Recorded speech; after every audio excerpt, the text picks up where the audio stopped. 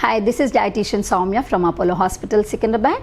So today we will see some common diabetic diet mistakes. Diabetes is nowadays very common in every household. We see that each of our grandparents or even parents or sometimes our husband or family member, close family member is getting associated with diabetes.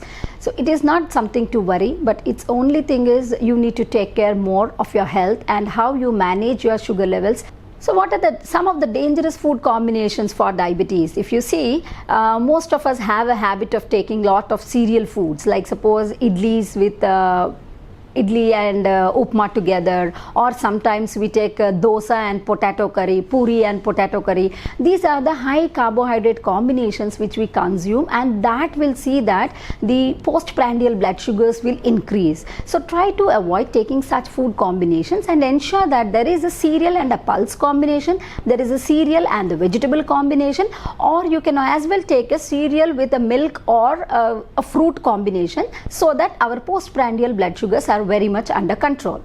If it is diabetes, the most important worry, especially during the COVID time, you see is the immune boosting foods, and most of the foods we are worried if that increases the sugar levels or if that causes any damage to our body. So what are these immune boosting foods what we can take if we are diabetic? So proteins, zinc, iron, calcium, these are the foods which have certain amount of minerals in them and also certain amount of proteins, macro and the micronutrients, which increase the immunity of the body. So what are these macro and the micronutrients? So the macronutrients are the proteins which build up our immune cells, as well as the micronutrients such as iron, zinc, selenium. These are the foods, these are the micronutrients which have to be consumed. So where do we get it from?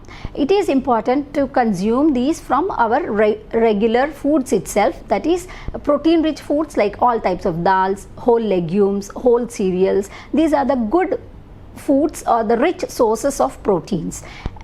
Other than the cereal foods, we also have non-vegetarian foods like the eggs, fish, chicken, milk and milk products, which are also good sources of proteins.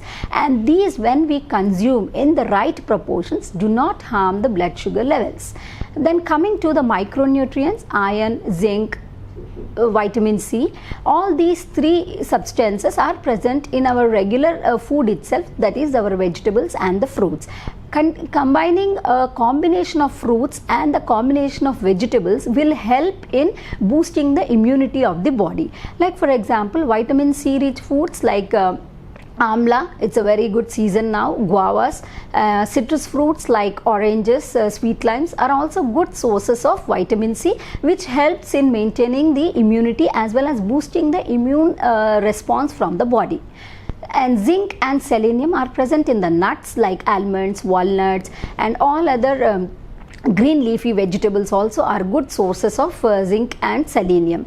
Even animal foods like organ meats are good sources, but then a diabetic cannot consume too much of organ meat. So when we are consuming these, ensure that the quantity of it is less as well as the frequency is not too regular, so that the micronutrients can help us without causing much damage to the body.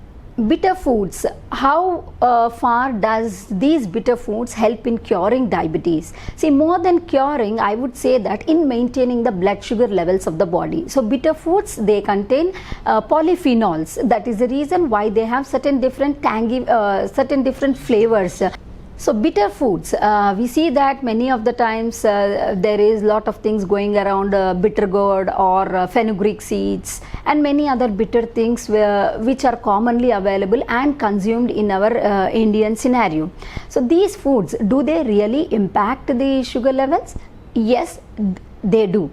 But how much? The quantity is certainly, we do not have much evidence how much is beneficial, but then yes, because of the polyphenols present in these compounds can help in maintaining or reducing the blood sugar values. But along with the consumption of these kind of foods, it is also important that we maintain other quantities as well as the timings of the foods to get the maximum benefit from these foods. Like for example, we can consume around 10 grams of fenugreek seeds in a day, which can cause some benefit to the to lowering the blood sugar values, as well as bitter gourd, which we generally take it, as well as it's commonly consumed vegetable in our state as well as our country.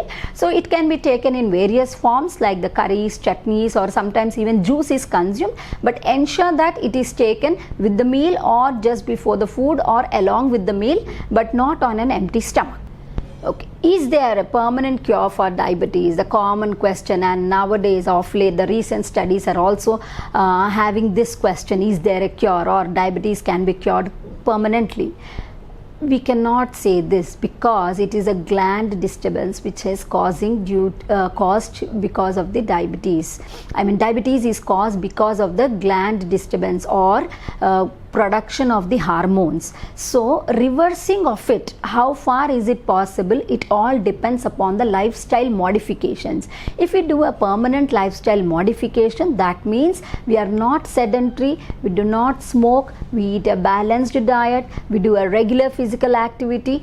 All these things can help in maintaining the blood sugar levels, and over a period of time, continued regularly, may help in reversing the diabetes. But how long does it take? See, every body is different. Every individual responds in a different way. We cannot say that in 6 months, in 3 months, or in a year, the person can be completely cured of diabetes. So instead of going with these kind of myths around, it is important whether we maintain our diet well. Are we regularly exercising? Are we following a proper diet? Are we physically active? As well as how much are we able to manage our stress levels to prevent diabetes and its complications? So physical exercise versus healthy food or a good diet, I will say both will go hand in hand. If you are exercising a lot and you are not taking any food, definitely it's not balanced. If you are taking a very healthy food but you are not exercising, yes, that is also an imbalance to the body. So both, if done in the right timings, as well as required amount of time spent for both of the things, can help in reducing the risk as well as complications of diabetes and diabetes related complications. If you see physical activity, if the physical activity at least 30 to 45 minutes is continued on a regular basis, we are able to stimulate the pancreas to produce adequate amount of insulin. And a healthy diet, that means a diet rich in fiber, a good amount of proteins, adequate amount of fats, and a low carbohydrates, that means low simple carbohydrates but high fiber foods, can help in preventing the complications as well as maintaining the blood sugar values.